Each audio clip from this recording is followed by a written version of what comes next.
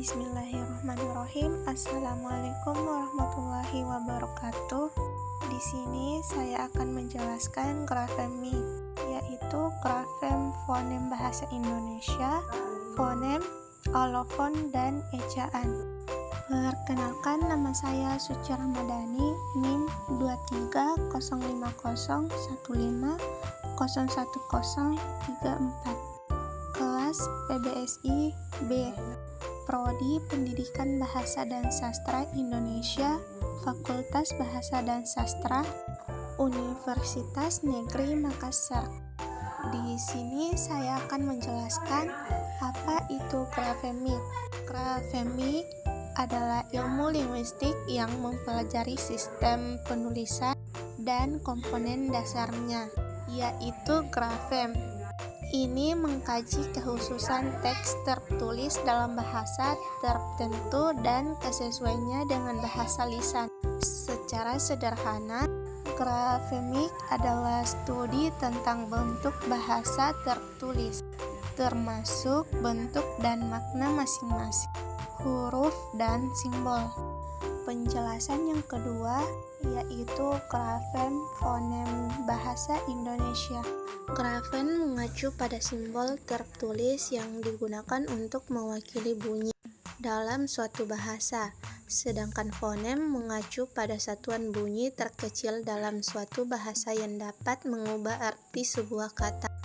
Dalam bahasa Indonesia, sistem grafem fonem mengikuti prinsip fonemik, yang berarti setiap bunyi diwakili oleh simbol atau kombinasi simbol tertentu. Lanjutan dari grafem fonem bahasa Indonesia. Lambang huruf. Grafem merujuk ke huruf atau gabungan huruf. Grafem merujuk ke huruf atau gabungan huruf sebagai satuan pelambang fonem di dalam satu ejaan.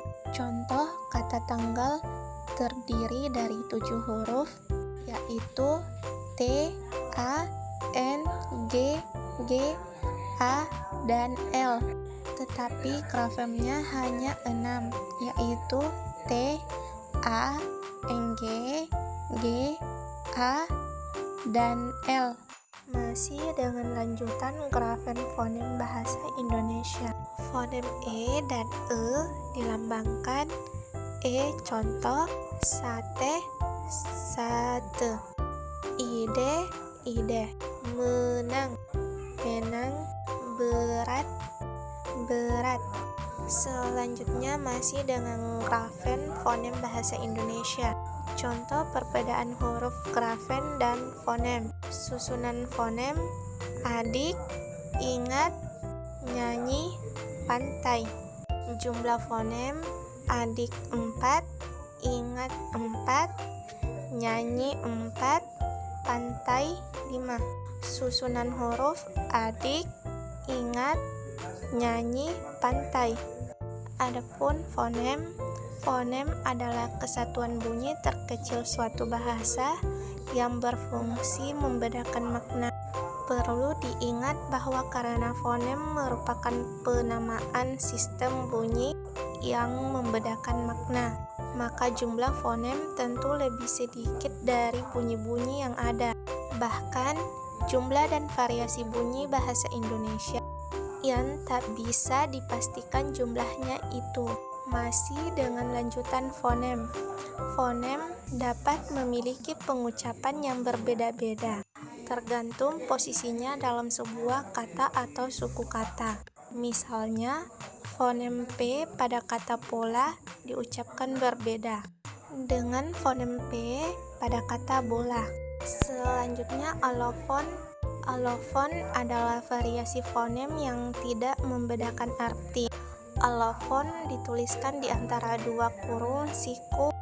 Kalau P yang lepas kita tandai dengan P, sedangkan P yang tidak lepas kita tandai dengan P, maka dapat dikatakan bahwa dalam bahasa Indonesia fonem P memiliki 2 alofon, yakni P dan P.